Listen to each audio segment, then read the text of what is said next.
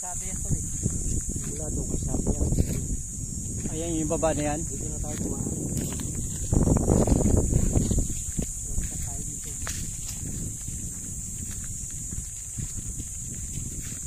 Yung bundok na yun, doon nakalagay yung bandera ng Hapon. Oo, bandera ng Hapon yan. Nagbandiraan. So nagte-train kami, terrain. Sa gitna ng sikat ng araw. Hindi talaga.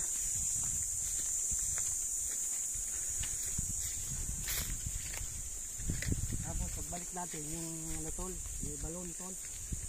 Oo. Gadri ng akin yan. Yung balon ni Kaban doon. Ayun, maliwanag dito makita. Pumasok sa pwesto ko. Ayun oh, picture natin.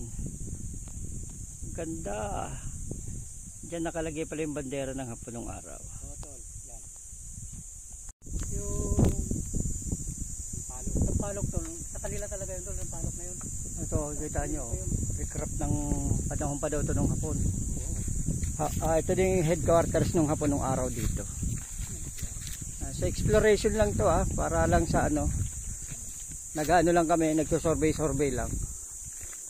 Ang ganda, ang galing pala ng pagkakagawa ng recraft ng Hapon Talagang ni-recraft doon Perfect na nila tol, tapat doon kung may plug.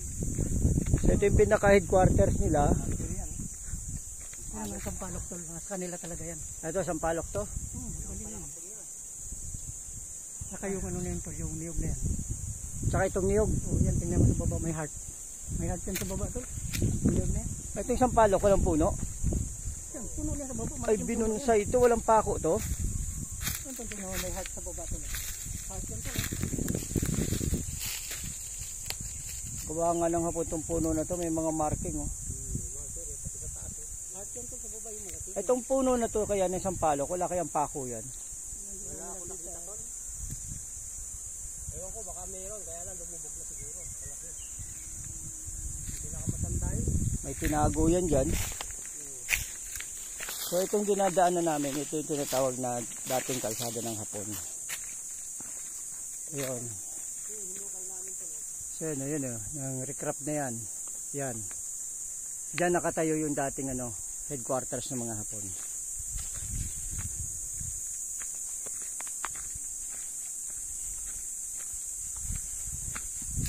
So ang tindi ng pagkakatayo ng Pasadahan to. Kasi ito may marker na butas na bato. Saan? Ano kaya namin yun? Ito? Pagdating ng 12 feet may naano ko dyan parang mga bagang na bato. Tabi-tabi. Ito ay puno ng Sampalok Okay, tapos ito yung kaya nyo. So kukumpasin lang natin. Ito mga katiits, sa baba ko na yung Sampalok na tinuro natin kanina sa taas Ang laki Malaki talaga yan. Tapos dun sa area na yon, nandun yung kampo nila. Sa area na yon, yung kinunan ko mga recraft kanina, nandun yung pinaka base nila. Headquarters. Laking puno, Sampalok. Ito daw ay basurano type Nabasurahan dito dati, nakita nyo. Marami kayo nakukuha mga perang luma. Perang luma, mga 1938, Agila. Okay. Ano ng Hapon, Amerikano. Okay, so boses lang maririnig nyo hindi natin pwede ipakita yung mga mukha ng kasama dito. Hanggang boses lang to. Kasi sekreto itong lugar na to. Pakita ko lang sa inyo yung puno. Yan Yan yung akala nyo kanina sa taas, mababa lang. Nung binaba ko, napakataas pala. Sombrero ko sa naulo.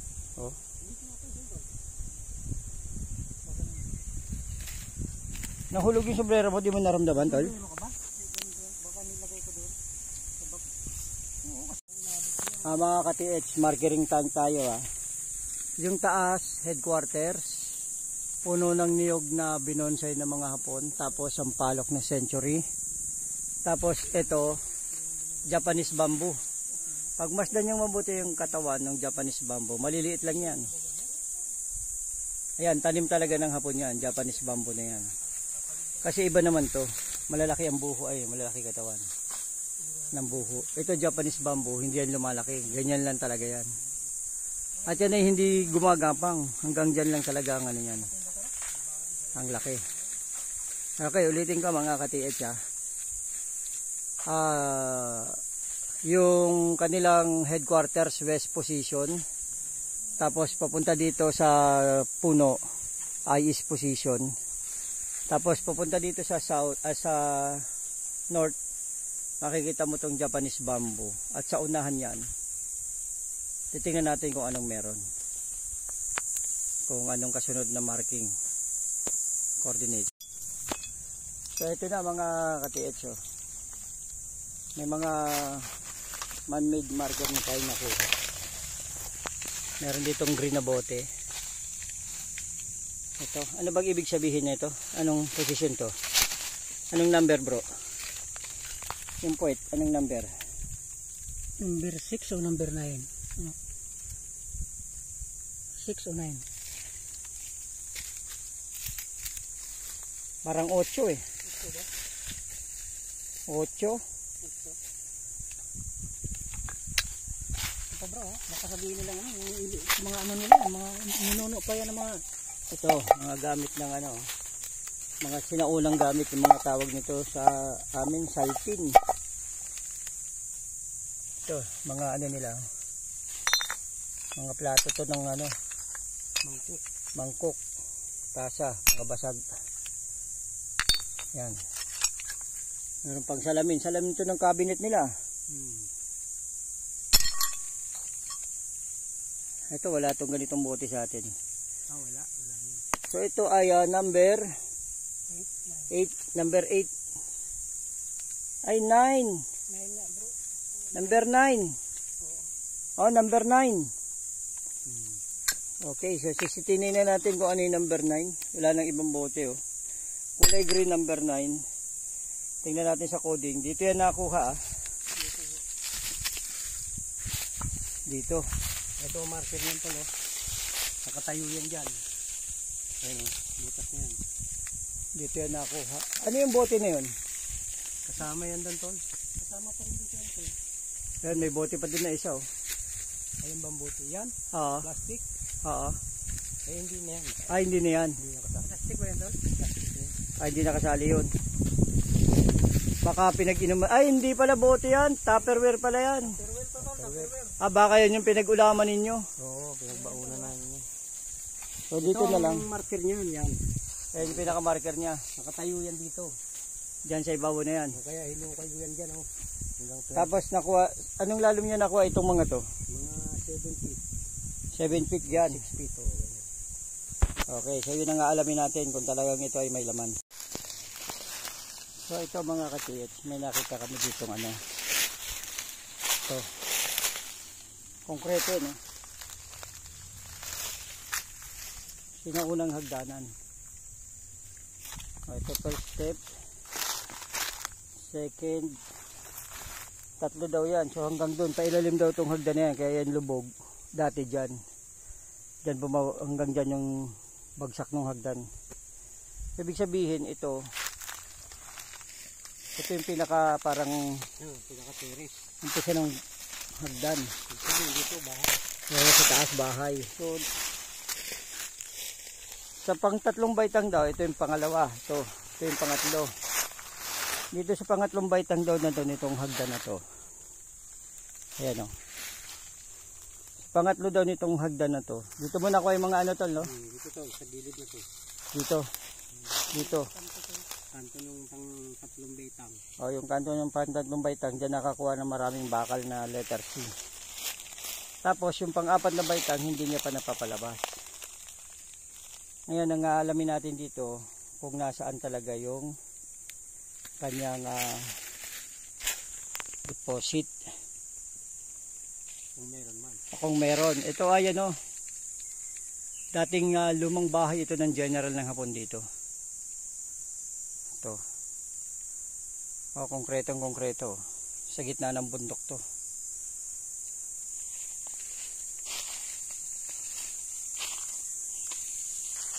Tingnan yung pag-aaralan yung semento ng Hapon ng araw. Oh. Hindi ito bahay ng Kastila, bahay ito ng Hapon. Hapon ito.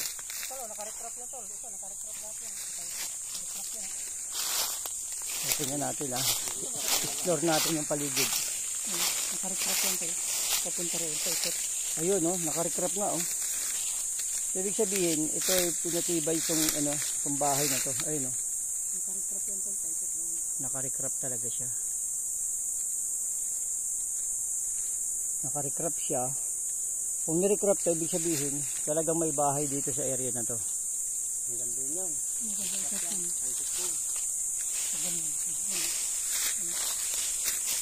Tapos yan yung dating kalsada ng Hapon. Yung dinadaanan natin na yan. Yan. Tapos ito yung paliko. Biglang liko ng kalsada ng Hapon. Tapos doon paliko ulit yun. Paliko na naman doon ito.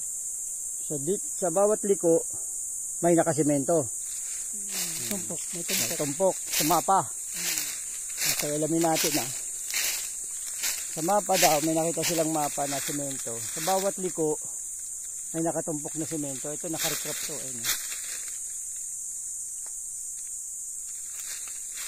So paliko na yon. Paliko na. Ito liko rin to. So dito may nakita tayong isang simento. Ito ibig sabihin nun. Ibig sabihin, sa bawat liko, bawat kurba, nasa loob ng likong letters yung ganon, nasa loob yung simento. Nakita tayo dito isang simento. Ito. Okay, so ang gagawin natin dito ay i-locate muna natin. Kasi pang 3 baitang may nakuwang bakal ng mga letter C. Parang sapatos ng kabayo. Paliko din Hawak ka, tol. Ko lang. So mga ka-THO, ito yung dinaanan namin yan. Yan yung sinaunang kalsada pa ng Hapon. Ng panahon ng gera. So meron sila dito yung nirecrap Ay, nakarekrap talaga Dati kasi dito daan tol. Ito kami na lang may gawa nito So, gumuho na lang siya, no? Gumuho na lang. Ayun, panahon ng Hapon sila pa nagrecrap niyan. Ito yung tinatawag na Japanese road, old road ng mga Japanese. Old Japanese. Old Japanese road. So exploration lang natin to ngayon. Okay, maraming salamat. Ito, mga ka-TH. May mga bakal dito ay. Tapos ito semento yan. Yan, semento yan. Ito tinutungtungan ko semento yan. Ayan Ito yung dating bunker ng mga Hapon. Ayan, mga binasag na semento. Ayan, buhusto ng semento ng Hapon. Ayan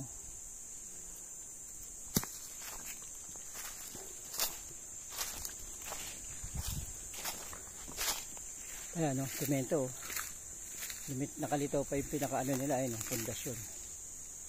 Sa gitna to ng bundok.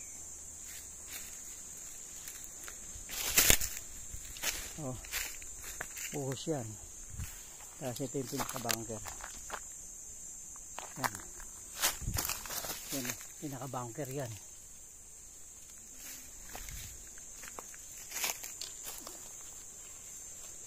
Ito.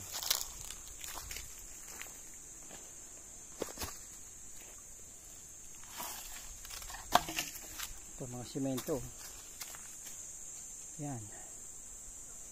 So saan kayo makakita sa gitna ng bundok? May simento tas yan Yan may breather Ganyan kalaki breather nila Yan Yun sa ibabaw yung breather. Usap dito. Papunta dito putas yan. Bunker yan.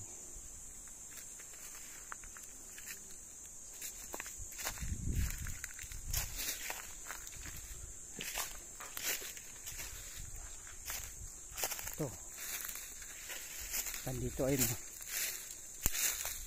simentado. Tunay na semento yan. Hindi yan imagination. Ito bakal solid na bakal. Yan. Panahon Hapon yan, binanker nila. Ayun, mga solid na bakal ayun Bakal. So sana nagmakakatiot siya. Bakal, simento, tapos yun nakarikrap oh. Yun. Yan tol, kabago lang hinukay. Tapos yun, may simento pa pala dun sa ibabaw tol. Ay no. Bago hinukay lang yun. Simento pa pala. Taas na yun. Oh, may nagte-testing dito mag-treasure ay no. Bago lang. Kala nila may makuha sila dyan, wala laman yan.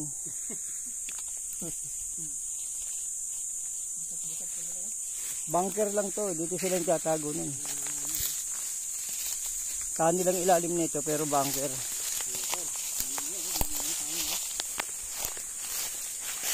Yan, mga tunnel yan oh. Yan. So actual ah. Sementado yan eh no. Pamprotekta. Tapos yan, tunnel. Okay. Semento yan. Yan ang actual na tunnel ng mga Hapon. Tunnel na nag-bar down.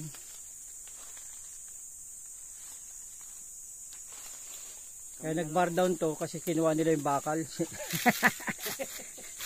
Binakal ng mga taga rito yung bakal. Mga release yan tol. Yung mga release daw to dito. Papakita ko sa inyo yung semento ng tunnel. Ito.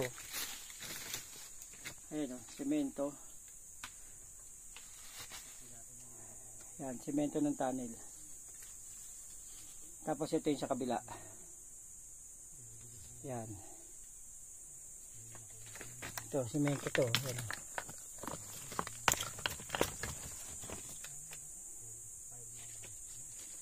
So, bumar down na siya.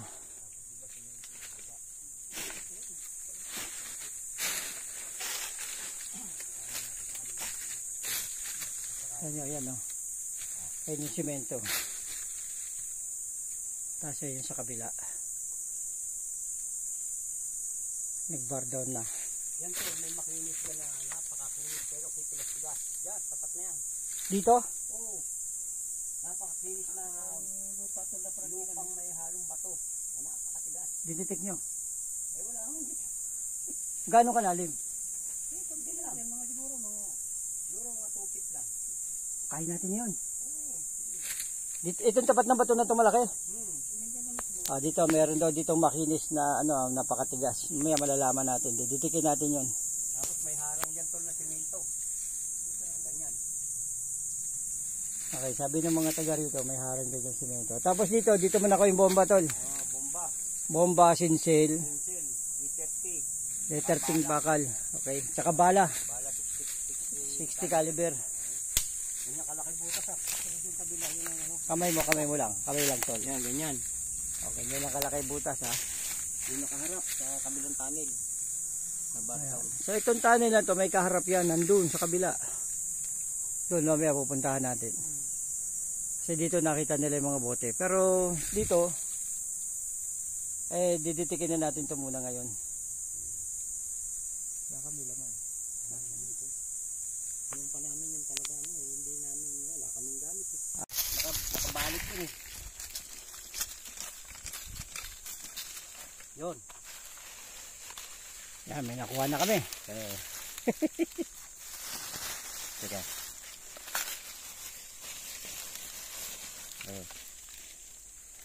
Mga ka-TH.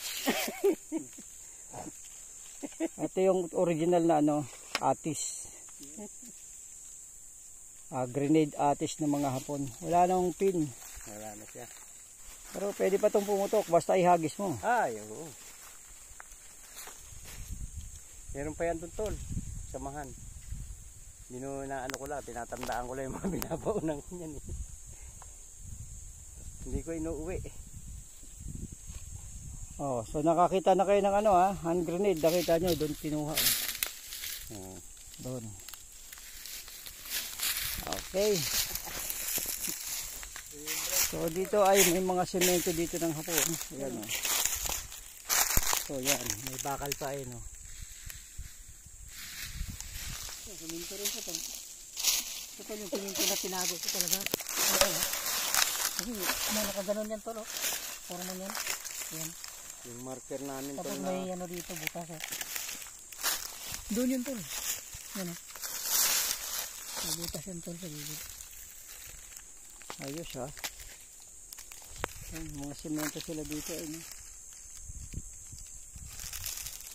Okay.